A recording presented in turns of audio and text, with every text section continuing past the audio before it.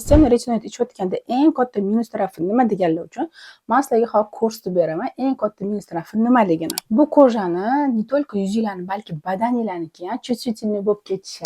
2 haftami 3 haftacha oldin toqqa chiqqandim, o'sha yerda yomg'irda qolib ketdim. Yomg'irda qolib ketgandan keyin естественно u yoqqa kirib cho'mila olmayman. O'zim bilan kremla olmaganim, shu bilan 4-5 soatcha mana shu yomg'ir narsalar bilan qolib ketdi. Shundan beri umuman qo'limni tutolmayapman. Da, aytishinglar mumkin. Misol uchun krem uyga kelib sursangiz bo'lardi-ku, cho'milsangiz bo'lardi-ku, ularni qildim. Lekin aytganimdek toshib boshladi, mana shunaqa dog'lar bo'lib qolishni boshladi. Doktorga aytsam, Momed bilan Pantederm dorisini aytdilar, lekin ular ham yordam bermadi. Endi nima qilasiz deb so'ramoqchi bo'lsanglar, o'zim ham bilmayman. Endi hozircha ulojnash narsalarni, kremlarni, aytilgan dorilarni qilib turaman, может ketib qolar. Lekin bu narsa oyog'imga ham, qo'lim buyog'lariga ham, yelkamga ham negadir toshib ketyapti. Bu kichkina bitta minus taraflardan bittasi, undan battar minus taraflar bor. Agar yana nimalarni bilmoqchi bo'lsanglar, bizning profilga kirib boshqa videolarni ko'ringlar.